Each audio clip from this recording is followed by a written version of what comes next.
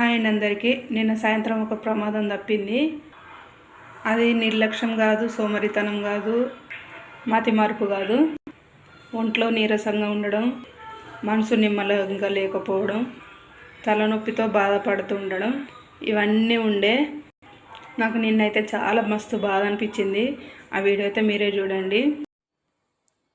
ఇక్కడ షింకులో కనబడుతుంది కదా, నిన్న పప్పుచారు కొంచెం వేడి చేసి పెడదామని స్టవ్ మీద సిమ్లో పెట్టిన, చిన్న పొయ్యి మీద పెట్టినా మర్చిపోయినా. అసలు నేను మర్చిపోను, నేను స్టవ్ వేస్ట్ చేయను, ఏది స్టవ్ మీద పెట్టింది అసలు మర్చిపోను. ఎందుకంటే నాకు నిన్న మనసు నిమ్మలం లేదు, తలనొప్పితోటి బాగా నొప్పి ఉండే. ఆ నొప్పి మీదే నాకైతే మస్తు మనసు నిమ్మలం లేకుండా ఉండే. తర్వాత మా అబ్బాయి కొంచెం షాపు వెళ్తుంటే పాకురు మీద కాలు పడి జారి కొంచెం దెబ్బ తగిలింది. ఆ పిల్లలకి ఏదైనా నేను అస్సలు తట్టుకోలేను.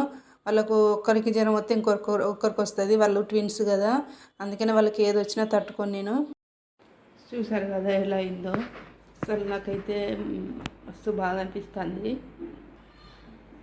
నాకు అసలు మనసు నిమ్మలా ఉండలేదు. ఇంత గ్యాస్ కూడా నేను అసలు వేస్ట్ చేయకుండా నేను చూసుకుంటా.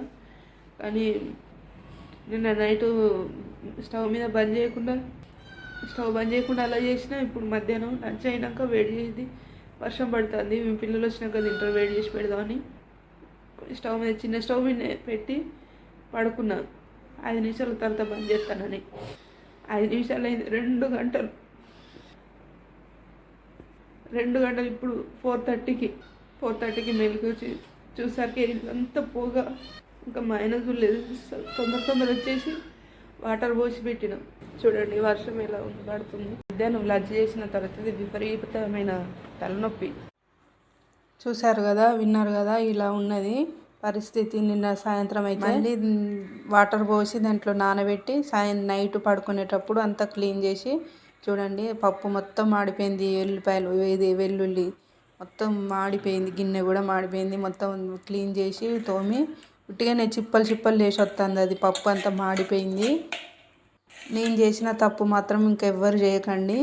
ఇది తప్పని కాదు, నాకు తలనొప్పి వలన పడుకునేసరికి నాకు మర్చిపోయినా.